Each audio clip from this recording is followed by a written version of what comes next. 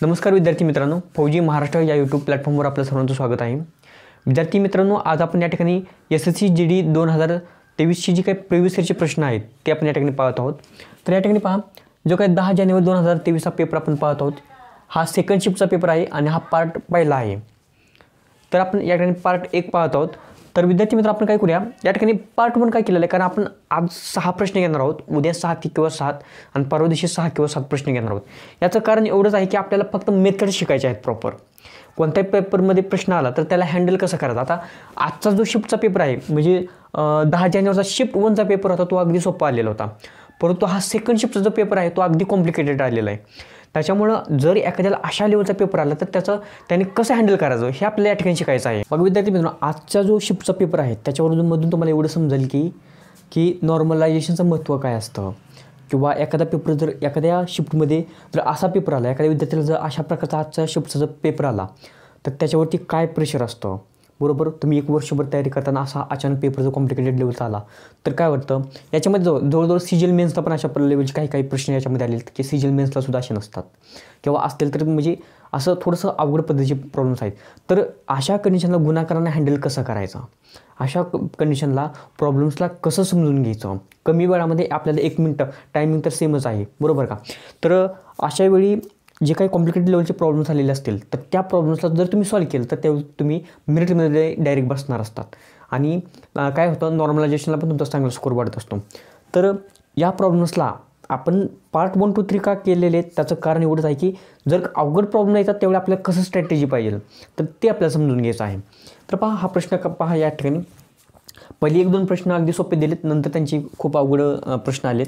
या ठिकाणी पहा, AB हे अनुक्रमे 10 दिवस आणि 15 दिवसात स्वतंत्रपणे काम पूर्ण करू शकतात. Bने एकट्याने 3 दिवस काम केले आणि नंतर सोडले तर राहिलेले काम किती दिवसात काम पूर्ण करणार विचारलेलं आहे. प्रॉब्लेमचा समजून घ्या. तुम्हाला फक्त अर्धा मिनटं मी वेळ देतो. ज्यांना हा प्रॉब्लेम सॉल्व्ह होईल त्यांनी कमेंट सेक्शनमध्ये सांगायचं आहे. तुम्हाला अर्धा ते 1 मिनटं तुम्हाला मी पॉज घेतो. तर तुम्ही काय करा, हा प्रॉब्लेम सॉल्व्ह करा आणि याचं ॲन्सर जे आहे ते तुम्ही काय करायचं आहे कमेंट सेक्शनमध्ये टाका तुम्ही. बघा किती जण सॉल्व्ह होते. एकदा प्रॉब्लेम मी वाचतो. A आणि B हे अनुक्रमे 10 दिवस आणि 15 दिवसात स्वतंत्रपणे काम पूर्ण करतात. Bने एकट्याने 3 दिवस काम केलेलं आहे, तर नंतर 3 दिवस काम करून सोडलेले, तर राहिलेलं काम किती दिवसात पूर्ण करेल. कमेंट सेक्शनमध्ये उत्तर सांगा पटकन प्रत्येकाने.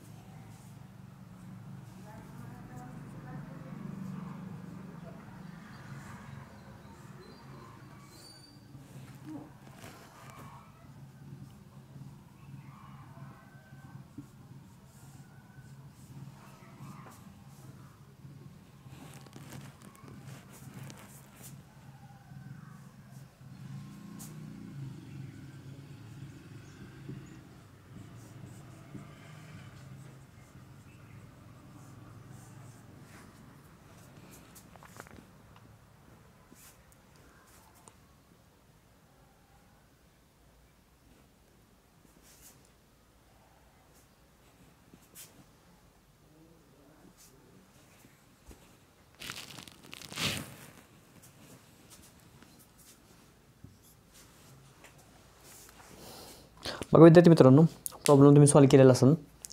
तर या ठिकाणी पहा, काय झालं, आज लाईट नाही आपल्याकडे, त्याच्यामुळे डायरेक्टली नॅचरल सनलाईटवरच आपलं काम चालू आहे. तर या ठिकाणी पहा, हा प्रॉब्लेम मी सॉल्व्ह केलेला आहे तुम्हाला. आता हा प्रॉब्लेम तुम्हाला मी एकदा सॉल्व्ह करून दाखवतो पुन्हा एकदा. हे 8 उत्तर आहेच.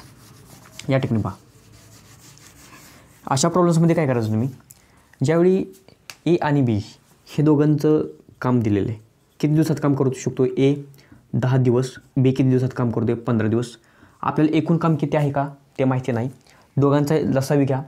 15 आणि 10चा लसावी किती येतो आहे? 30, बरोबर. त्याच्यानंतर बघा एकूण काम किती आहे आपलं?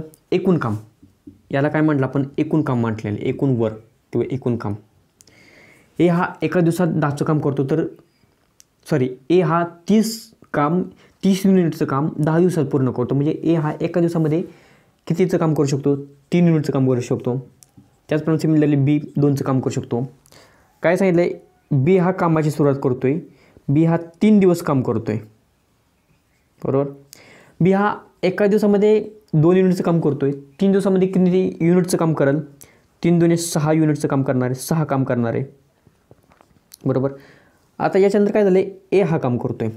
आता राहिलेलं काम किती? एकूण काम किती आहे? 30 युनिटचं झालं आहे. काय ती बीने 6 युनिटचं काम केलं आहे. म्हणजे राहिले किती? 24 युनिटचं काम राहिले.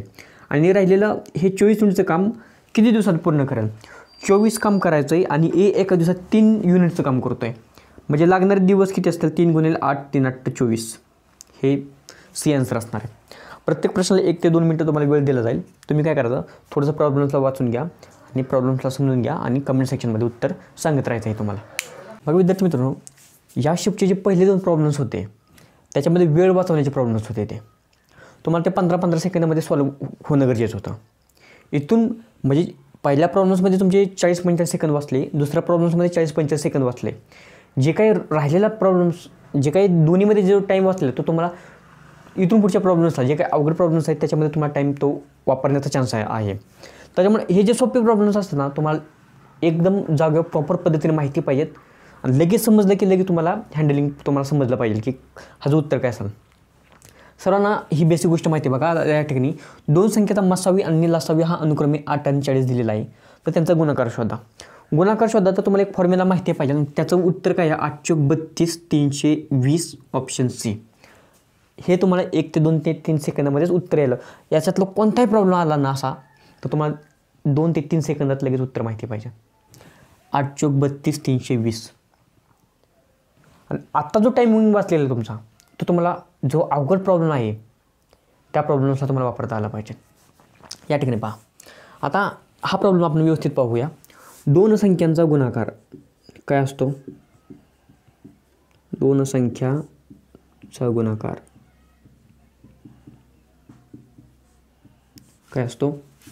इक्वल टू मसावी गुणिले काय असतो? लसावी. आणि या ठिकाणी तेच सांगितलेले 8 गुणिले 40 किती आहे? 832 320 आहे. त्यांचा गुणाकार किती आहे? 320 आहे. आता ठीक आहे, आपण पुढचा प्रश्न पाहूया. बघा विद्यार्थी मित्रांनो, हा पुढील प्रश्न, जर हा प्रश्न तिसरा आहे आपला. जर चक्रवाढ व्याजाची गणना अर्धवार्षिक होत असेल आणि सरळ व्याजची गणना वार्षिक होत असेल तर एका विशिष्ट रकमेवर 8% दराने 1.5 वर्षासाठी चक्रवाढ व्याज आणि सरळ व्याज यांच्यातील फरक 228 रुपये आहे, तर ती रक्कम कोणती असेल असं या ठिकाणी विचारलेलं आहे, बरोबर. आता या ठिकाणी पहा, तुम्ही अगदी या ठिकाणी तुम्हाला 2 मिनटं वेळ दिला जाईल.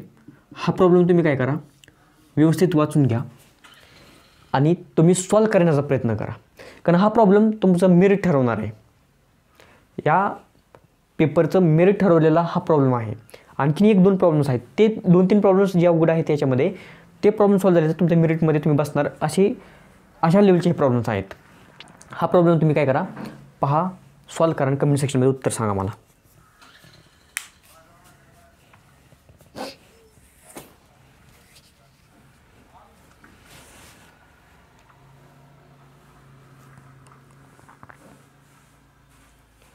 प्रत्येकाने कमेंट सेक्शनमध्ये सांगायचं आहे की ज्यांना जे जमल किंवा ज्याचं जसं ऑप्शन ए आहे, बी आहे, सी आहे, डी आहे, तर तुम्ही उत्तर सांगायचं आहे.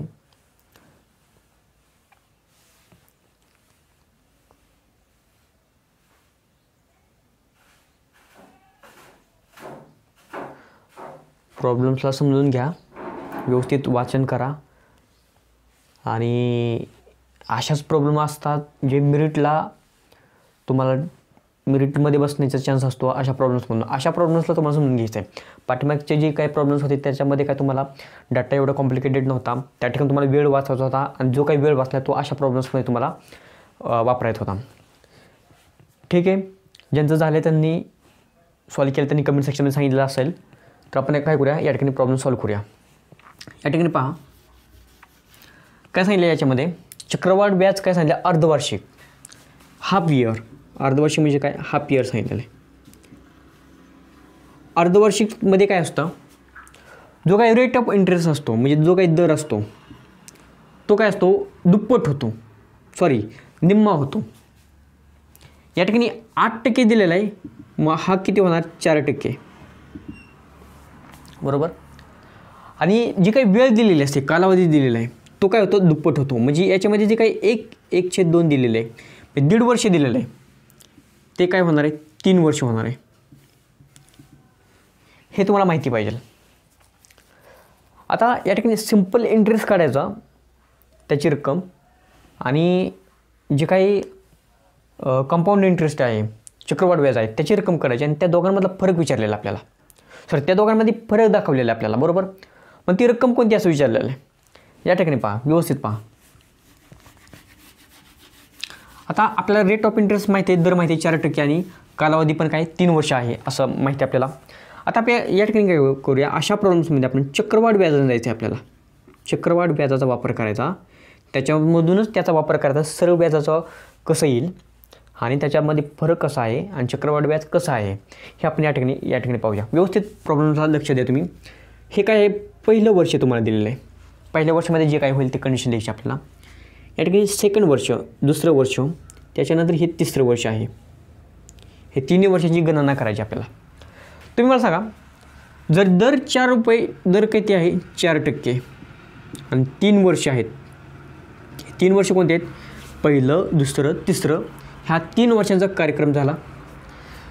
4% म्हणजेच काय, या ठिकाणी सपोज ती रक्कम 100 रुपये आहे आणि 100 रुपयावरती 4 रुपयाचं व्याज. बरोबर. या ठिकाणी 4 रुपये व्याज होईल. त्या 100 रुपयावरती दुसऱ्या वर्षी जर विचार केला मी, त्या 100 रुपयावरती चक्रवाढ व्याज म्हणजेच काय, व्याजावर सुद्धा व्याज भेटणार. जे काही प्रिन्सिपल आहे त्याच्यावर तर व्याज भेटणारच आहे, पण व्याजावर पण व्याज भेटतं म्हणजे काय, चक्रवाढ व्याज असतं. या ठिकाणी पहा, पहिल्या वर्षी, दुसऱ्या वर्षी, तिसऱ्या वर्षी 100 रुपयावरती 4% म्हणजेच काय, 4 रुपये पण भेटतील. पहिल्या वर्षी 100 रुपयावरती 4% काय होईल, पहिल्या वर्षी 4 रुपये, दुसऱ्या वर्षी 4 रुपये, तिसऱ्या वर्षी 4 रुपये तुम्हाला भेटतील. आता चक्रवाढ व्याज पद्धतीने विचार केला. आता हे काय झालं, सरळ व्याजाचा विचार केला तर सरळ व्याज म्हणजेच काय, कोणताही बदल नाही. पहिल्या वर्षी 4 रुपये व्याज, दुसऱ्या वर्षी 4 रुपये व्याज, तिसऱ्या वर्षी 4 रुपये व्याज, सरळ व्याज पद्धत झाली. चक्रवाढ व्याजमध्ये काय होतं, हे तर भेटणारच आहे तुम्हाला, प्लस आलेल्या व्याजावरती पण व्याज भेटणार आहे तुम्हाला, ते चक्रवाढ व्याज असतं. आता पहिल्या वर्षी 4 रुपयाचं व्याज होतं. बरोबर. मग याच व्याजावर, या रकमेवरती, आलेल्या व्याजावरती दुसऱ्या वर्षी काय होईल, तुम्हाला पुन्हा व्याज भेटेल. म्हणजे या 4 रुपयावरती 4%चं व्याज भेटेल तुम्हाला दुसऱ्या वर्षीसुद्धा. म्हणजे या 4 रुपयावरती 4% व्याज म्हणजेच काय, 4/100 म्हणजेच काय, 4×16/100 म्हणजेच किती, 0.16 रुपये. हा 110 0.16 म्हणजे या ठिकाणी 0.16 रुपयाचं व्याज भेटणार आहे तुम्हाला. जसं या 4 रुपयावरती 0.16 रुपयाचं व्याज भेटलं दुसऱ्या वर्षी, तिसऱ्या वर्षी पण तसंच भेटेल. या 4 रुपयावरती व्याजावरती व्याज या ठिकाणी पण किती भेटेल, सेम 0.16. आता पहिल्या वर्षाचा कार्यक्रम दुसऱ्या आणि तिसऱ्यामध्ये हे व्याज भेटलं, व्याजावर व्याज. आता दुसऱ्या वर्षी सरळ व्याज किती भेटलेलं होतं, 4 रुपये. आता दुसऱ्या वर्षी या 4 रुपयावरती यामध्ये तिसऱ्या वर्षी व्याज भेटेल. तुम्ही मला सांगा, चक्रवाढ व्याज काय सांगतं, व्याजावरती व्याज. बरोबर. हे सरळ व्याज तुम्हाला भेटलं 4 रुपयाचं. पहिल्या वर्षी जे व्याज भेटलं ह्या 4 रुपयावरती दुसऱ्या वर्षी आणि तिसऱ्या वर्षी पण व्याज भेटेल. ह्या 4 रुपयावरती तिसऱ्या वर्षी व्याज भेटेल. ह्या 0.16 रुपयावरती तिसऱ्या वर्षी व्याज भेटेल. म्हणजेच व्याजावरती व्याज. लक्षात ठेवा तुम्ही. आता सिमिलरली या ठिकाणी या 4 रुपयावरती या ठिकाणी तिसऱ्या वर्षी किती रुपये भेटेल, 0.16. बरोबर. परंतु या 0.16 रुपयावरती पुन्हा व्याज भेटेल. या ठिकाणी पहा, 0.16चे 4% पर्सेंटेज हटवला, भागिले 100 दिले. किती येतील, 16×64 भागिले 100 हे किती 0.64 म्हणजे किती 0.0064 रुपये येतील. या ठिकाणी किती येईल 0.0064 बरोबर. आता याच्यावरती 4थं वर्ष असतं तर याच्या रुपयावरती व्याज आलं असतं, याच्यावरती व्याज आलं असतं, याच्यावरती व्याज आलं असतं, याच्यावर व्याज आलं असतं. पण आपल्याला 3 वर्षापर्यंतच काढायचं आहे बरोबर. या ठिकाणी पहा एकूण व्याज किती आलेलं आपल्याला 444 म्हणजे किती 4 × 3 किती आले हे 12 रुपयाचं व्याज आलं आहे बरोबर. आता या ठिकाणी पहा 0.16 किती वेळा आहेत एकदा दोनदा तीनदा म्हणजे 0.16 × 3 किती आले 0.48 बरोबर. आता यानंतर 0.0064 × 1 हा एकदाच आहे बरोबर. 0.0064 × 1 किती येईल 0.0064. मला सांगा सरळ व्याज म्हणजे काय असतं. सरळ व्याज म्हणजे व्याजावर व्याज आहे का. सरळ व्याज म्हणजे एकदा 4% व्याज दिले. तुम्ही मला सांगा आता आपण याच्यामध्ये एकदा कन्सेप्ट पहा. सरळ व्याज काय वार्षिक पद्धतीने बरोबर आहे. वार्षिक दर किती आहे 8% आणि सांगितले किती 1.5 वर्ष म्हणजे पहिल्या वर्षी 8% व्याज 1 वर्षासाठी आणि दुसऱ्या वर्षी अर्धच वर्ष आहे ना ते 1/2 वर्ष म्हणजेच 8% भेटेल का 4% भेटेल दुसऱ्या वर्षी म्हणजे 8 आणि 4 किती 12% म्हणजे 12 रुपयाचं व्याज भेटेल 100 रुपयावरती. तेच हे आहे म्हणजे पहिलं जे आहे हे काय आहे तुमचं सरळ व्याज आहे. हे काय आले सिंपल इंटरेस्ट सरळ व्याज. हे सगळं चक्रवाढ व्याज म्हणजे काय व्याज संपूर्ण व्याज आणि व्याजावरचं व्याज म्हणजे ही जी काही रक्कम आहे पूर्ण टोटल ही काय कंपाऊंड इंटरेस्ट चक्रवाढ व्याज आहे. मग हे जर सरळ व्याज असेल आणि संपूर्ण चक्रवाढ व्याज असेल तर ही जी राहिलेली रक्कम आहे तुमची ही एवढी. हे काय फरक आहे दोघांमधला SI आणि CI ह्या दोघांमधला फरक आहे. फरक म्हणजे काय 0.48 अधिक 0.0064 या दोघांची बेरीज आहे. व्यवस्थित प्रॉब्लेमला समजून घ्या तुम्ही. ह्या दोघांची जर बेरीज केली तुम्ही किती येईल याकडे हे कट पुसून घे तुम्ही किती येईल या ठिकाणी 0.0048 00 या ठिकाणी 6448 हा 0.4864 हा फरक आहे. आता ॲक्च्युली फरक किती दिला आहे 228. रेशोमध्ये किती आलेला आहे 0.4864 ॲक्च्युअल फरक किती दिला आहे 228. तर ती रक्कम कोणती ती फरकाची रक्कम किती असेल ती या ठिकाणी पहा. आता या ठिकाणी आपल्याला जागेचं मर्यादित आहे बरं का. एकच मिनिट या ठिकाणी पाहूया. मला एक सांगा ती रक्कम किती मानलेली आपण 100 रुपये मानलेली. ती रक्कम किती मानली आपण 100 रुपये बरोबर. ही काय ती रक्कम मानलेली आपण आणि फरक किती आहे 0.4864 हा फरक आहे. पण ॲक्च्युअल दिलं आहे किती ॲक्च्युअली आपल्याला दिलेलं आहे किती 228 मानायचं किती. ही याची पट किती आहे हे माहीत नाही पण ही याची पट किती हे आपल्याला काढायचं आहे बरोबर. आता या ठिकाणी पहा ही x आहे x ची किंमत काढायची आपल्याला x equal to 200 x equal to किती येईल 0.4864 सॉरी 228 गुणिले किती 100 येईल आणि भागिले किती येणार आहे 0.4864. आता ही मांडणी तुम्हाला प्रॅक्टिस केली तर तुम्हाला जास्तीत जास्त अर्ध्या मिनिटामध्ये तुमची ही मांडणी होणार सगळी. तुम्हाला आता प्रॉब्लेम व्यवस्थित समजून घ्या. ही जी मांडणी आहे तुमची ही जास्तीत जास्त अर्ध्या मिनिटामध्ये होणार आहे. राहिला कॅल्क्युलेशनचा पार्ट. आता या कॅल्क्युलेशनमध्ये काय करता आपल्याला डिजिटल समचा वापर करूया आपण. का करता येऊ शकतो का अगदी आपण पाहूया. यामध्ये जर पाहिलं आपण छेदामध्ये डिजिटल समचा यामध्ये पहा या ठिकाणी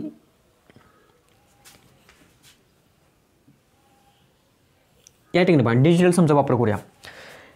या ठिकाणी पहा 6 आणि 4 किती 10 6 आणि 4 किती 10 10 आणि 8 18 18 आणि 4 22 22 म्हणजेच किती 2 आणि 2 किती 4 म्हणजे छेदामध्ये डिजिटल सम किती आहे 4. बरोबर. म्हणजे सर्व अंकांची बेरीज किती येईल 4. म्हणजे 6 आणि 4 10, 8 18 आणि 4 22, 22 ही संख्या आली, 22 बेरीज आली. 22 मधील दोन्ही संख्येची बेरीज किती आली 4 आणि 30 आपण छेदामध्ये लिहिलेली या ठिकाणी पहा. त्याच्यानंतर पहा यामध्ये पहा 8 आणि 2 10, 10 आणि 2 12, 12 गुणिले 1 अधिक 0 अधिक 0 किती येईल. ह्या दोघांमध्ये बेरीज किती आली 1 आणि 2 किती 3, 3 गुणिले 1 किती 3. म्हणजे अंशामध्ये किती आहे 3 या ठिकाणी पाहता. आता डिजिटल सममध्ये छेदामध्ये 1 आला पाहिजे हे आपल्याला माहिती पाहिजे. तुम्ही मला सांगा एवढा कॉम्प्लिकेटेड करण्यापेक्षा हे कधी पण सोपं आहे ना. पण डिजिटल समचा वापर करून काय करणार तुम्ही, हा जो 4 आहे छेदामध्ये त्याला 1 करायचा आहे. त्याच्या छेदामधील जी काही संख्या असेल त्यांची बेरीज 1 आली पाहिजे. जर तुम्ही याला मल्टिप्लाय किती केलं 25ने, 25 चौक किती 100 आणि 100ची बेरीज किती असते 1. जर छेदामध्ये 25ने मल्टिप्लाय केलं तर अंशामध्ये पण 25ने मल्टिप्लाय करा. 25 त्रिक 75 आणि 25 चौक किती 100. 100ची बेरीज किती असते 1. आता या ठिकाणी 7 आणि 5 किती 12 आणि 12ची बेरीज किती 2 आणि 1 3.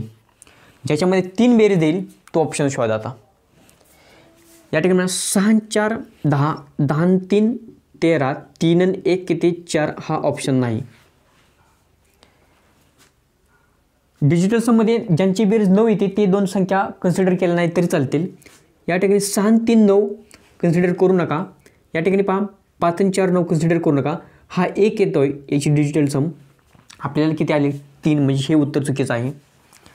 7 आणि 4 किती 11, डिजिटल सम किती ते 2, म्हणजे हे उत्तर नाही. या ठिकाणी पहा आता 6 आणि 4 10, 10 आणि 5 15, 15 आणि 8 15 आणि 5 20 आणि 3 23, 23 आणि 7 किती 30. मी 30ची डिजिटल सम किती येते 3 व ऑप्शन तुमचा कोणता आहे डी. किती कॅल्क्युलेशन आपलं वाचलेलं आहे 46,875 आहे का. याच्यामध्ये संबंध कोणता एक, म्हणजे हा प्रॉब्लेम अगदी अवघड आहे. हा प्रॉब्लेम मेरिट ठरवणार आहे. या प्रॉब्लेमला कसं हँडल केलं पाहिजे, कॅल्क्युलेशन मेथड किती आपण सोपी केली. अशा स्ट्रॅटेजीमुळं आपण काय करतो आहे हे जे आजची जी शिफ्ट आहे किंवा प्रत्येक शिफ्ट आपण 6 प्रॉब्लेम्स का घेतो आहे त्याला कारण अशा प्रकारे एक्सप्लेनेशन करायचं आहे. तुम्हाला मी जर सॉल्व करत बसलो असतो आता याच्यामध्ये जो गुणाकार भागाकार करायचा म्हणजे किती वेळ लागेल आपला. फक्त गुणाकार भागाकार करण्यासाठी आपले 2 मिनटं वेळ लागतील किंवा 1.5 मिनटं वेळ लागेल. पण याला अशा प्रकारे कन्वर्ट केलं तर किती सोपं पडलं आपल्याला. पण डिजिटल सम हे फायनल सोल्युशन तुमचं नाही हे लक्षात ठेवा. डिजिटल सम अगदी रेअर ठिकाणी तुम्हाला वापरायचं आहे. पूर्णपणे कॅल्क्युलेशन्स करणं ही आपली योग्य मेथड असणार आहे. कारण कधी कधी काय होतं रिपीटेड व्हॅल्यू येतात. बरोबर रिपीटेड व्हॅल्यू येतात तर त्या ठिकाणी डिजिटल समचा तुमचा वापर होणार नाही. आता सपोज यामध्ये जर ऑप्शन असे असते या ठिकाणी पण 46.5 दिलेला आहे आणि दुसरा ऑप्शन असा तुमचा 46 8 पॉईंट दिला आणि 75 दिला. यांची डिजिटल सम याची डिजिटल सम तुमची सेम येणार आहे. त्यामुळे या ठिकाणी तुमचा डिजिटल समला तुम्हाला प्रॉब्लेम येऊ शकतो. त्यामुळे डिजिटल समचा वापर कोणत्या ठिकाणी करता हे तुम्हाला अगदी माहिती असणं गरजेचं आहे. ज्यावेळी आपल्याला डिटेल लेक्चर्स होतील त्यावेळी तुम्हाला सगळं समजून सांगितलं जाईल. पण आत्तापुरतं हे लक्षात तुम्हाला ठेवणं गरजेचं आहे. तुमचा एक्झाममध्ये 1 मिनिटामध्ये सॉल्व करायचं तर तुम्ही कसं सॉल्व करायचं तर ही सगळ्यात मोस्ट इम्पॉर्टंट ही व्हॅल्युएबल इम्पॉर्टन्स काय टेक्निक आहे.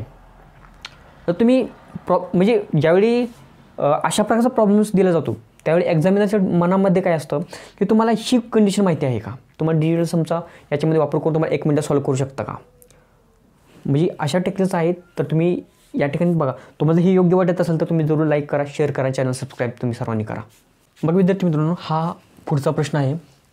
जॉनने बँकेकडून चक्रवाढ व्याज वार्षिक 10% दराने काही रक्कम उधार घेतली. जर त्याने 4 वर्षाच्या शेवटी 21,961.50 रुपये भरून त्याच्या कर्जाची परतफेड केली तर त्याने कर्ज घेतलेली रक्कम किती विचारलेली. याच्यामध्ये सांगितलं काय माहिती आहे चक्रवाढ व्याज आहे आणि 10% दर आहे. एक कर्ज घेतलं आणि 10% दराने चक्रवाढ व्याजाने घेतलेलं आहे आणि 4 वर्षानंतर काय केलं आहे एवढी रक्कम म्हणजे जी काही तयार झाली एवढी रक्कम पुन्हा बँकेमध्ये भरली आणि ते कर्ज फेडलेलं आहे. तर काय विचारलं त्यांनी कर्ज घेतलेली रक्कम म्हणजे जे प्रिन्सिपल होतं म्हणजे मुद्दल होती ती किती विचारलेलं आहे. तुम्हाला अगदी 1 मिनिट वेळ देतो मी. 1 मिनिटामध्ये सॉल्व करा ऑप्शन सांगा. नाही सॉल्व्ह झालं तर आपण पुढे सॉल्व्ह करणार आहोत. प्रॉब्लेम्स एकदा व्यवस्थित वाचा, तुम्हाला प्रॉब्लेम समजेल.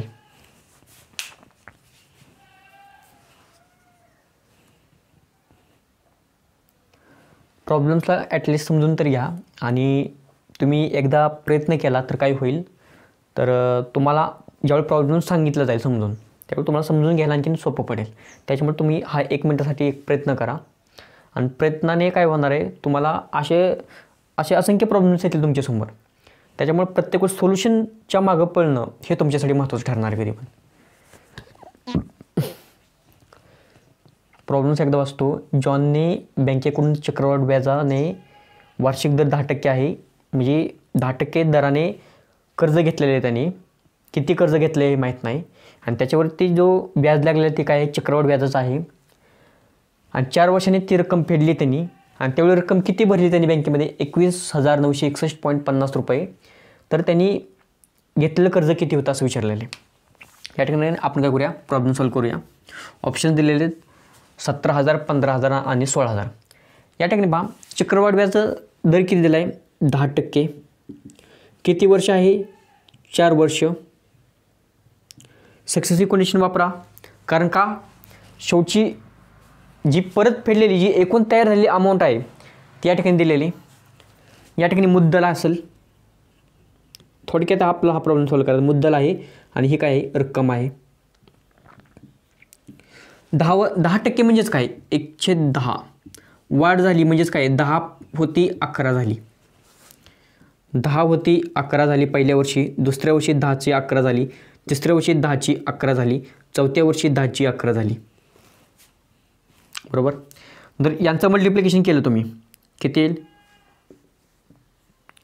1,0,0,0 10,000.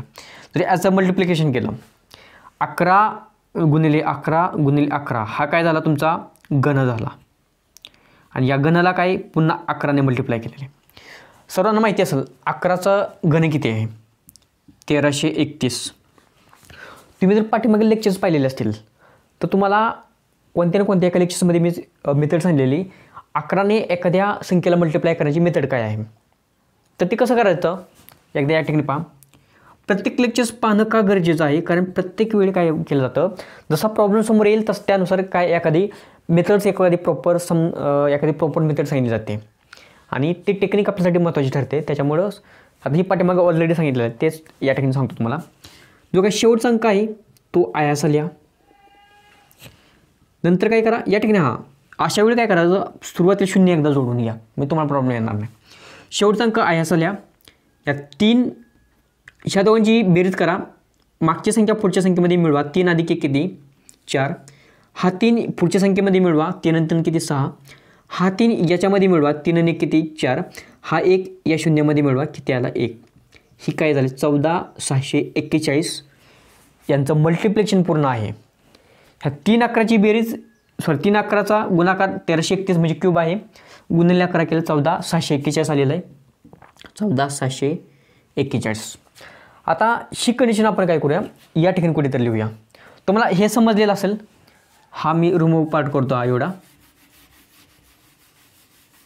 ॲक्च्युली काय झालं आता या ठिकाणी मुद्दल किती आहे 1,000 आणि त्याच्यापासून तयार झालेली अमाऊंट किती आहे 14,641. 14,641 ही आपण 100 रुपयावरती 10 असेल तर 10 रक्कम असेल तर 11 झाली, 10 असेल तर 11 झाली. त्याच्यानुसार आलेला हा रेशो आहे एक प्रकारे.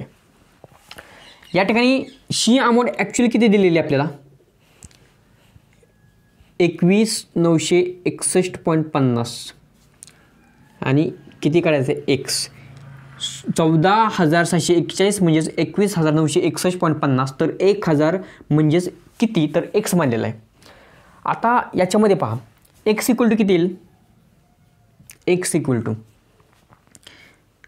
1,000 गुणिले किती 14,641 भागिले किती 21,96,1.50.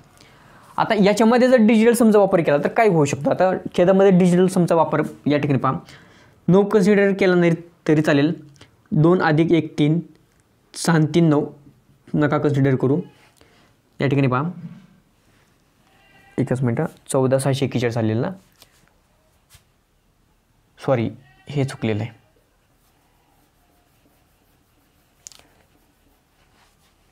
एकच मिनिट मी परत लिहितो. या ठिकाणी एक्सची व्हॅल्यू काढायची तुम्हाला, बरोबर. या ठिकाणी पहा 1000 गुणिले 21,961.50 भागिले या ठिकाणी किती येईल 14,641. डिजिटल समचा वापर केला तर काय होईल यामध्ये पहा, हे किती आहे 4 आणि 1 5 आणि हे 5 10, 4 अधिक 1 5, 4 अधिक 5 किती 10, 10 आणि 1 10 आणि 6 किती 16, 16चे डिजिटल किती समील 7, 7ला 1 करणं खूप अवघड असतं.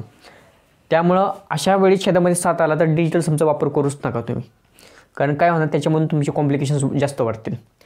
मग तुम्हाला सांगितलं डिजिटल समचा वापर योग्य ठिकाणीच करायचा. छेदामध्ये 1 वगैरे तयार होत असेल तर डिजिटल समचा आपण डायरेक्टली वापर करता येतो आपल्याला, आणि त्याचं ॲन्सर काय होतं चांगल्या प्रकारे आपल्याला सोल्युशन पण प्रॉपर भेटू शकतं. 99% डिजिटल सम म्हणजेच काय 100% तुमचं सोल्युशन आहे का ते.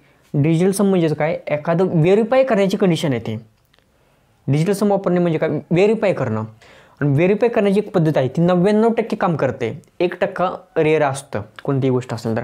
त्याच्यामुळे या ठिकाणी डिजिटल समचा तुम्ही वापर करू नका. या ठिकाणी पहा किती आहे 14,641. सर्वांना माहिती आहे हा 11चा मल्टिप्लाइंग फॅक्टर आहे, आणि ही याची पट आहे, म्हणजे हे दोन्ही 11चे मल्टिप्लाइंग फॅक्टर आहेत, 11चा गुणाकाराचा पट आहेत, 11ची पट आहेत. 11नेच याला भाग देऊया. या ठिकाणी पहा 11 × 11 बरोबर. आता या 1400ला 11ने भाग दिला तर काय होईल बघा. या ठिकाणी 11 × 11 बरोबर 3 राहिले, 11 आणि 3 14, त्याच्यानंतर 11 × 3 33, म्हणजे थोडक्यात या ठिकाणी 1331 राहणार, कारण याच्यातला एक भाग आहे हा बरोबर. 1331 राहतील याच्यामध्ये. त्याच्यानंतर यामध्ये भाग द्या 11 × 33 हां. त्याच्यानंतर पहा 11ने भाग द्या 11 × 11, या ठिकाणी 109 राहतील. 11 गुणिले 9 99, 11 गुणिले 9 किती 99 राहतील. 99मध्ये किती राहतील पुढे हे 10 106, म्हणजे 11 गुणिले 9 99, 99मध्ये परत किती राहतील 7 राहतील. 11 × 66, 11 × 55 आणि हा 0 पुढे बरोबर. पुन्हा 11ने भाग द्या, या ठिकाणी किती येईल 121 येईल. यानंतर पुन्हा भाग द्या 11ने, किती येईल 11 × 11. आता याच्यामध्ये तुम्हाला दुसरं कोणतं मेथड्स नाही, कोणते तुम्हाला हेच करावं लागणार, त्याच्यामध्ये काय वाद नाही. पहिले 2 प्रॉब्लेम्सला तुम्ही जो वेळ वाचाल तो या ठिकाणी तुम्हाला वापरायचा आहे. या ठिकाणी पहा पुन्हा 11 × 11, या ठिकाणी किती राहिले 8 राहतील, 89 होतील. 11 गुणिले 8 88, 88मध्ये 1 राहिला. 11 × 11, 11 आणि 5 16, म्हणजे 11 × 5 55, या ठिकाणी 0. पुन्हा 11ने भाग द्या, या ठिकाणी 11 येईल. या ठिकाणी 11 × 11, या ठिकाणी 7 राहतील. 11 × 66 सॉरी हां बरोबर आहे. 11 × 11, 11 × 66 आणि पुन्हा 5, 11 × 5 55. पुन्हा या 11ने भाग द्या 11 × 11, 11 × 5 55, या ठिकाणी 0. आणि हा ऑलरेडी कशामध्ये आहे पॉईंटमध्ये आहे, हे 2 दशमलव पॉईंट आहे ऑलरेडी बरोबर. या ठिकाणी पॉईंट येणार आहे म्हणजे 1.5, म्हणजे या ठिकाणी किती मल्टिप्लाइंग फॅक्टर तयार होईल 1.5 गुणिले 1000, या ठिकाणी किती येईल 15,000. ऑप्शन कोणता आहे ऑप्शन बी. हे पॉईंट किती 2 दशमलव आहेत, या ठिकाणी 2 दशांश आहेत बरोबर. पॉईंट आहे 1,500 15,000 याचं उत्तर आहे. विद्यार्थी मित्रांनो बघा अशा प्रॉब्लेम्समुळे तुम्हाला प्रॅक्टिस मॅक्झिमम प्रॅक्टिस करून तुम्हाला हे प्रॉब्लेम सॉल्व्ह होतील, तर तुम्हाला अशा प्रकारचे मेथड्स वापरणं गरजेचं आहे. ठीक आहे, आपण या ठिकाणी थांबूया आज, आणि याच्यामध्ये आणखीन कॅल्क्युलेशन कशी सोपी करता येईल. काही ठिकाणी कधी कधी काय होतं की या पॉईंटला आपण काढला किंवा याच्यामध्ये एक अवरेज संख्या जरी मांडली तर अवरेज हे या गुणाकारांना पण काही ठिकाणी सोपे करता येईल आपल्याला. असं काही नाही की प्रत्येक वेळी असं गुणाकार करावं लागेल, पण काही ठिकाणी काय करावं लागतं आपण एक अवरेज संख्या मानली जाते. बघा 21,961 आहे, हे कशाच्या जवळ आहे जवळजवळ 2200च्या जवळ आहे. पण त्याला आपण 2200 म्हणून सुद्धा आपण करू शकतो, पण त्याचा काय इफेक्ट होतो तो इफेक्ट आपल्याला जाणून घेता आला पाहिजे. व अशा पद्धतीने पण आपल्याला सॉल्व्ह करता येतं. तर आपण तो काय करूया कदाचित जर तुम्ही कमेंट्समध्ये सांगा, तर तुम्हाला जर माहिती असेल तर ठीक आहे, नसेल माहिती तर आपण पुढच्या पार्टमध्ये या प्रॉब्लेम्स एकदा कव्हर करू शकतो. तुम्ही कमेंट सेक्शनमध्ये सर्वांनी सांगायचं आहे. ठीक आहे, आपण नेक्स्ट लेक्चरमध्ये पुढील काही प्रॉब्लेम्स पाहूया. असेच काही प्रॉब्लेम्स आहेत, थोडेसे काही अवघड आहेत, काही सोपे आहेत, तर ते आपण पुढील लेक्चर्समध्ये आपण जरूर पाहूया.